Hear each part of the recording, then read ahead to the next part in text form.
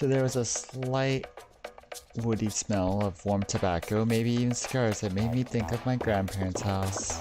Lex played disc jockey from a media player hooked into the sound system. Lex didn't seem like they beefed up the sound system much at first, though considering the age of the car, USB connected wear and the clarity of the guitars that came through the speakers proved otherwise. Definitely better than the tiny sounding ones that struggled to play along with my car. Despite what I thought with the sporty car model and the torn pants, Lex was a pretty safe driver, almost cautious, and took each turn with precision on the push and pull wheel, never crossing their hands, letting go the way my dad would terrify with me, which had Lex's car to ourselves. I suppose we'd be meeting their friends out whenever we were going. We were heading into the city, that was for sure, as we hit the main route in the suburbs away from the coast. So are you gonna tell me what's going on? I'm starting to feel like I should have had a bag on my head like in the movies. I guess I can tell you, we're going to go exploring. Like, in the woods? Nah, not the woods. Well, it's near the woods, but close to the city. There's this big old factory. It was an old processing plant for a newspaper company, or stationery, I think. Anyways, it's this creepy abandoned building. Are we breaking in? Nah, the place is so so messed up. You can pretty much just walk in, maybe boosting in through a window. Boosting in through a window at worst. That bother you, dude?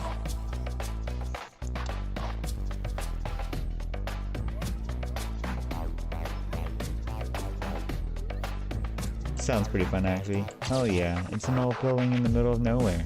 Kids go there all the time to explore. It'll be fun. Anyways, it'd be less weird and formal than like introducing you to everyone at Waiters, unless you want to play 20 questions all night.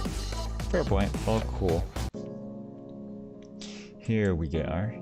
We pulled up in a small parking lot next to a ragged parking lot. Public park. Ragged public park. There were only one other car there, which I assumed were Lex's friends. As we got out, Lex pointed to the small square bulge in my jacket pocket, as he lit up a cigarette and puffed out in the first cloud into the brisk night. What you got there anyway, dude? Oh, I wasn't sure where we were going, so I figured a few medical supplies might help. Pays to be prepared and all that. You're kidding, right? No. Leave that stuff in the car, dude. I appreciate the thought and all, but you're just going to jinx us or something. We're just looking around a building. Nothing's gonna happen. That's going to need that kind of... You're making me more nervous about this shit than we need to be. Sorry, Lex. In my defense, you didn't tell me exactly where we were heading. Yeah, fair enough. We should get... move on. That's Kenzie and Taylor's car. Crossing back the roads where the building were spare, the first order of business was a quick off-the-road rumble. The light of the moon above made it easy enough to see, and through the trees a little away, I finally got a good look at the abandoned building. It was sitting alone beyond a narrow clearing that might once have been incorporated maintained break area. Judging by a couple of wooden picnic tables that had rotted through to mush, the building itself loomed over a small lot of cracked asphalts that the moss and grasses were doing their best to reclaim. It looks like the majority of the building was a squat two-story warehouse with an office building attached on one side. The structure was starting to look a little mossy. The company name was all but sun-bleached out of existence. Talentech, maybe? Kern Tech? Our target waited for us, an ominous monolith above the trees, But before that, the sound of voices, glow of flashlights between us buildings suggested that Lex's friends were waiting for us.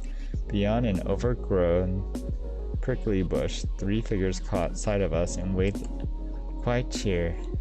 There you guys are. It must be Robo, right? Yeah, hey guys, nice to meet you all. Cool. The group were a little electric, but I thought that from Lex's punk-ish style of dress, music, Lex did say that their friends got them out of their shell a little more.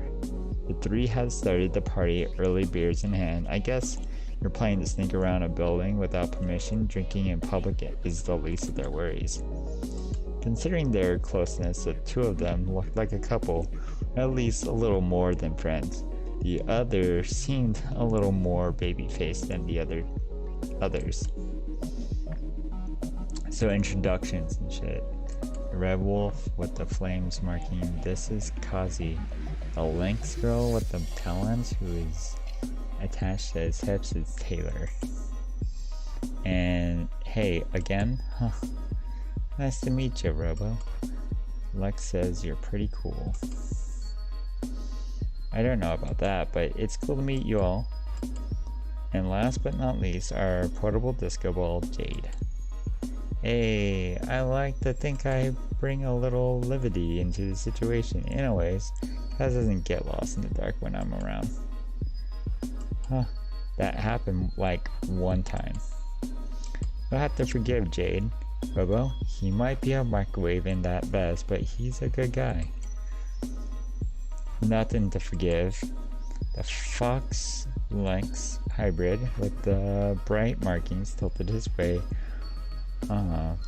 head my way a moment, trying to puzzle me out. He was just jealous that someone here has some femininity. Hey, speak of raves, you don't know someone called Kobe, right? Actually, yeah. He's my stepbrother, the Blue Avern.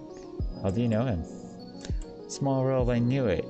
I chat online with Kobe sometimes. I thought I recognized you from the backgrounds of one of Toby's cam chats. Heh, weird coincidence. Jade winked with a hint of smirk. Now that I think about it, I might have seen Kobe chatting at Amorous too. He certainly seemed like he fit in there. Lex might have teased about the glowing marks, but they were pretty at the landing lights on his athletic body. Was more than a little cuter than Lex in a way. That cheeky wink, who was a heartbreaker, alright. Certainly someone Kobe would get along with. Dropped him a knowing wink back. Flirt about the markings. Rudolph, weird coincidence happens. So, Lex, you mentioned another friend the other day. Jake, was it? Is he coming too? Yeah, have any of you heard from him? He bailed on me the other day too. You didn't hear? He rolled his bike pretty bad when he was out of town. Shit, is he okay? Yeah, he's fine. He wasn't visiting his uncle or something upstate. Anyways, he has to get his bike repaired, and he's been out there a while waiting on that. He's not hurt or anything, but he called about feeding his snake is using his uncle's house phone. Maybe his phone got smashed up. Well, mystery solved. He doesn't need one of us to drive out there. Nah, you know how he is. He said there might be some work at the garage there for him, so he might be out there for a while to pay off the bike. I told him I could take a look at the bike. We'll see. A road trip there might be some fun. Anyways, I guess I shouldn't hang out in the bushes all night, right? Adventure awaits. As we made our way through the bushes and overgrown tangle of the wild grasses between us, the building, I could see why Lynx had advised to bring a flashlight. My phone wouldn't really have helped cover me against the snarls of the creeping vines and low-hanging branches. It'd be even worse inside too. We picked our way slowly as we got closer and became a little easier. The old cracked parking lot through the undergrowth, and the more experienced team of explorers kept that to our left as we walked through the bushes. The lot was too close to the road. That's why we had to park a few minutes away to save being seen. Okay, this is a bit tricky. All the doors are totally locked down. But one of the guys at the bar said that one of the sliding windows along the office block had the latch broken, and you can get in that way. We've just got to check along the sides here. So Robo, you seem pretty cool. Where do you wanna meet? Where do you meet Lex?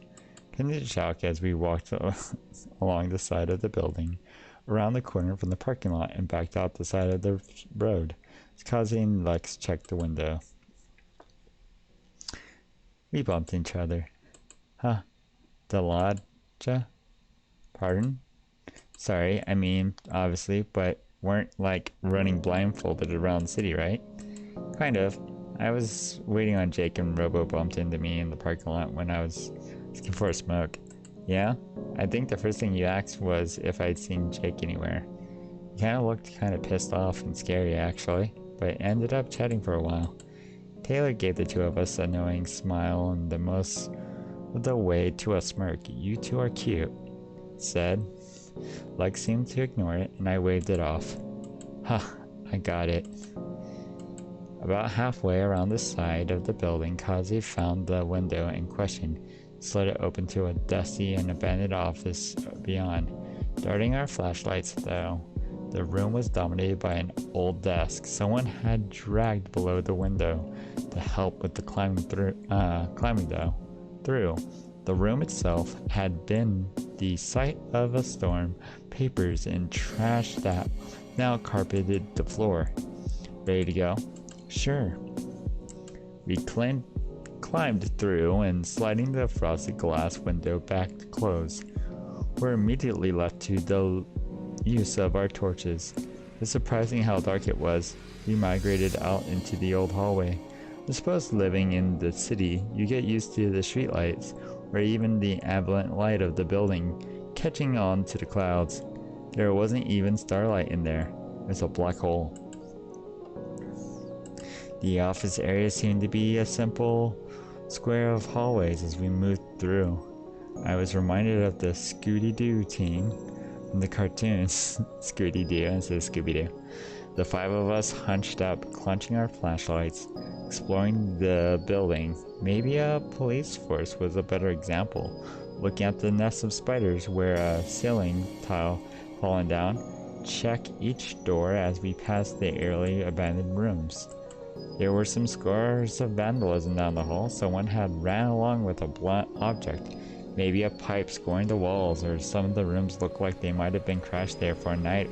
Lit small fires, but Kaze assured us the desk and the desktop by the window meant that no one had been here for a while. Otherwise, we wouldn't have entered. We passed by a setup of stairs to the second floor, and Jade nudged me with his shoulder towards it. That's the real challenge up there, dare ya? He seems to echo up the U-shaped staircase, bouncing off the mid-floor landing, where his torch lit a sign that said, Admin Only, resonating away into the unseen labyrinth overhead. The stairs looked sturdy, at least. The inside didn't have any water damage that I'd had to worried have weakened through the floors. You don't have to, Robo. This place is creepy as shit already. That's the point. It's totally a horror movie fodder. Jay turned his flashlight under his chin to light his glowing face severely. We laughed at his blusterous, evil laugh, but the quiet renaissance of his voice in all hollowed-out rooms caused the harsh, aspirated H sound to catch on the open doors and amplify. Even Jade winced a little at the effect. Sure, I'm game. Just don't come to me when I wake up the killer. If the rest of you are too. I'm afraid of.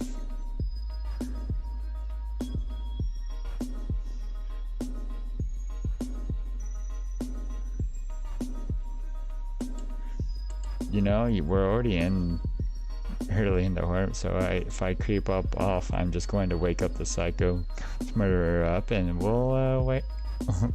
We'll be waiting up to jump us when we try to leave. Jesus, Robo. Anyways, if we split up, we're gonna get killed off quicker. I tested the first step, seeing if I could peer around the dividing walls into the darkness above. Lex gave me a reapproachful look. I guess we weren't into ghost stuff. I like it. Horror bluff, huh? Well, shit. Either I'm the bimbo or the third wheel. I don't know if I like my odds there. At least there's a couple of us with dark fur, and Lex and Robo will be fine until the end. This is their first date. I guess that means Robo will survive because Lex certainly isn't the girly one of the two. I flushed. Glad we were in the dark. So, what do you think? Some psycho businessman who went nuts and murdered the whole office with a box cutter? Or are we talking more like the laborer who fell into some machine and got gnarly? Went on a revenge spree. Oh, I like the first one.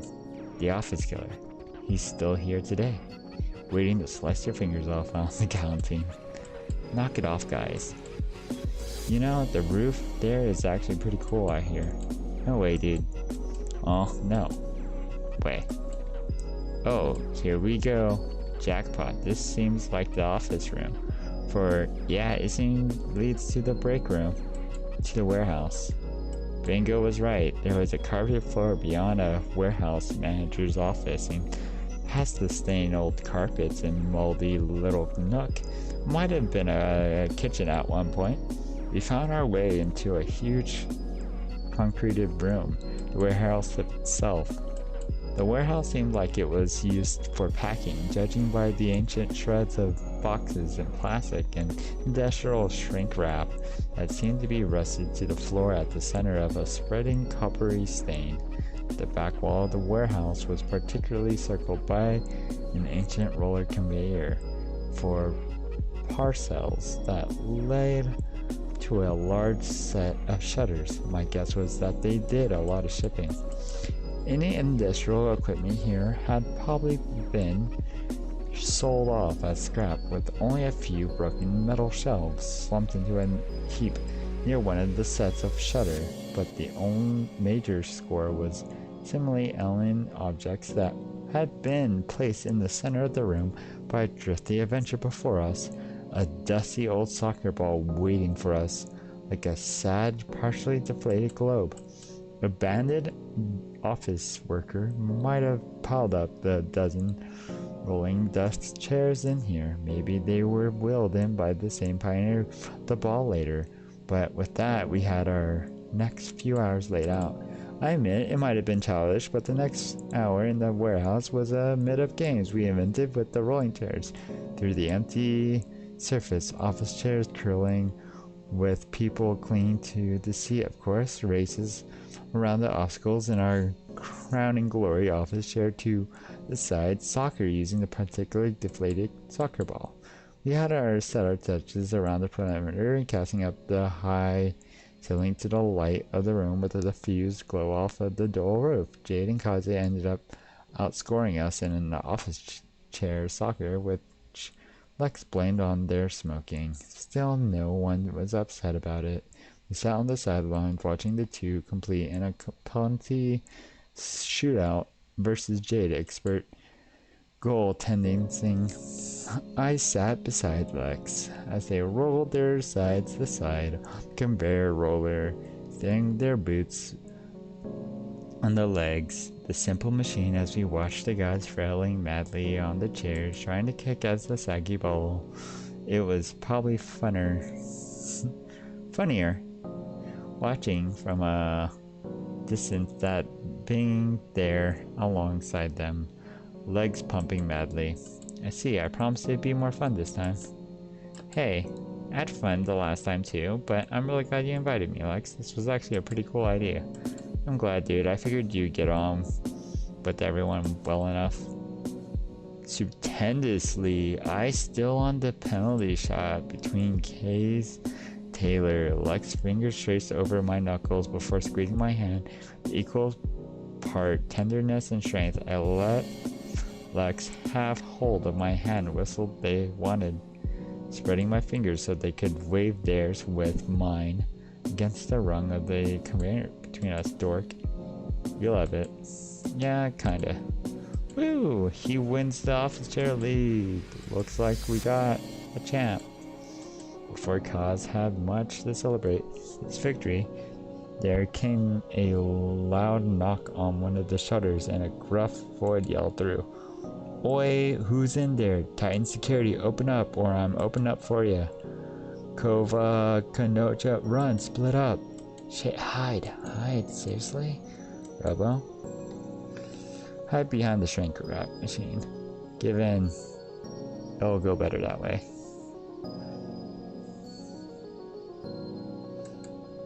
Lex, you better just wait. Hear that? The door was unlocked. Roughly, the tall figure of Candid security guard filled from the. Well, shit. Hey, I see you there. What you playing at? Stop right there. Outside now. What we got here? The security guard was big, nearing 7 foot at least, though they looked mostly Candid. The horn on their snout indicated some reptilian blood. That's what made him so tall.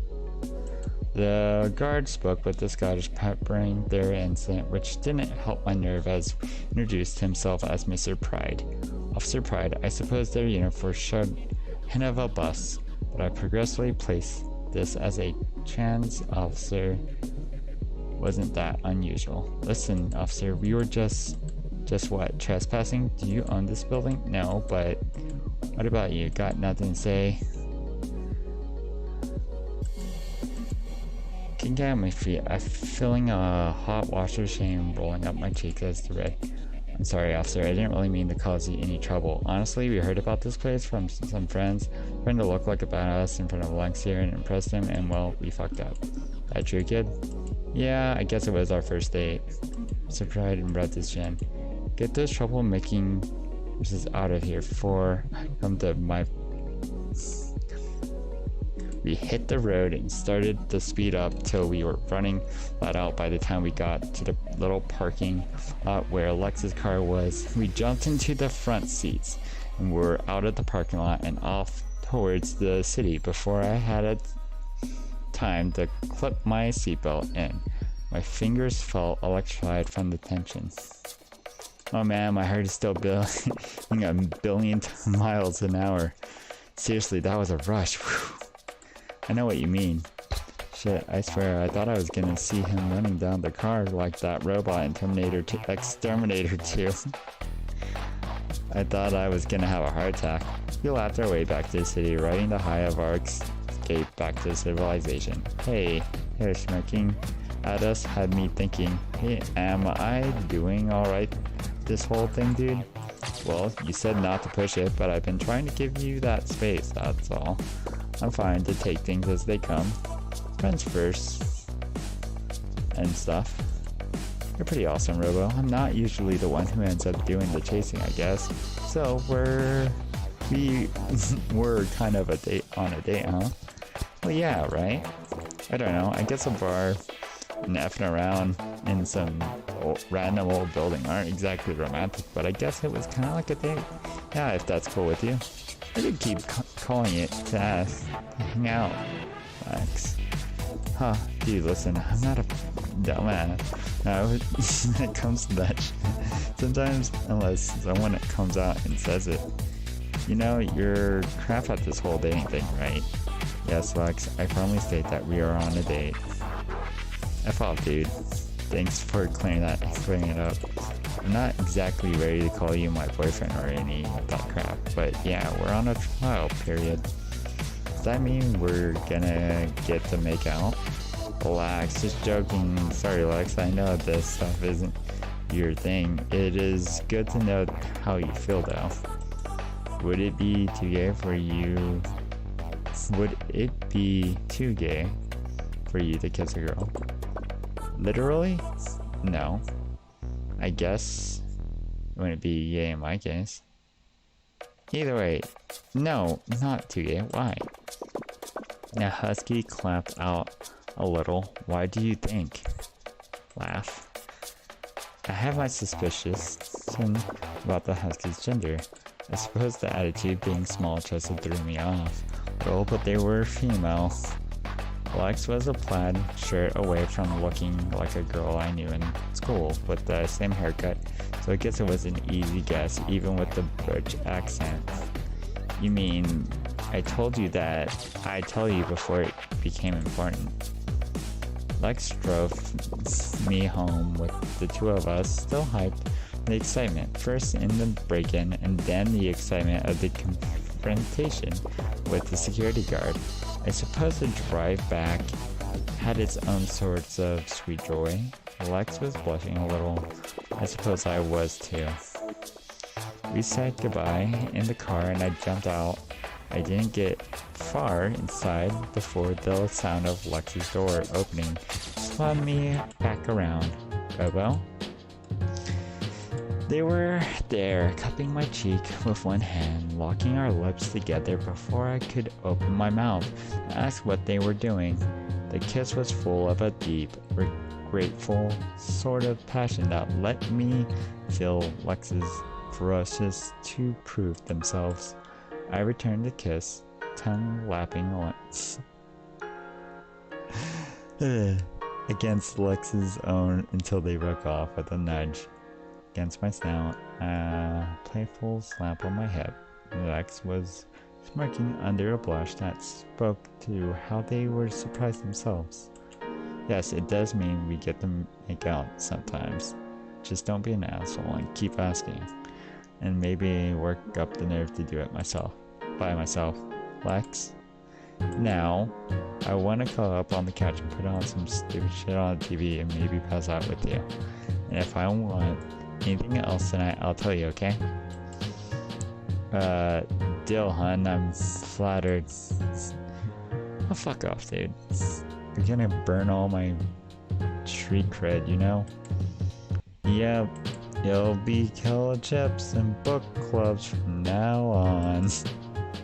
Yeah, and yoga and all that stupid. So long as I get to see that in yoga pants, I guess I can deal with it. Just a warning.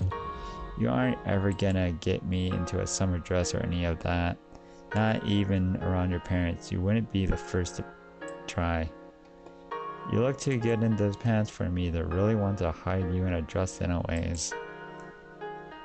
Oh, hey. We ended up doing what Lex had asked for. They laid against me as we topped the night off with TV and eventually passed out together. Without the night feeling wasted for not pushing it any further. Honestly, at the adrenaline rush, we barely made it an hour. Lex had to rush out early to get some work done, and whistled we shared a hug.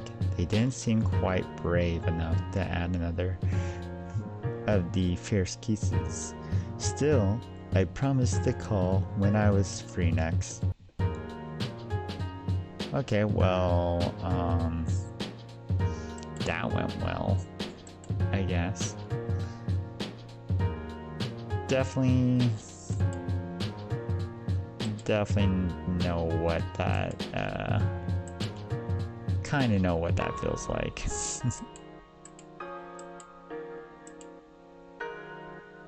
Maybe you'll get a story out of me sometime.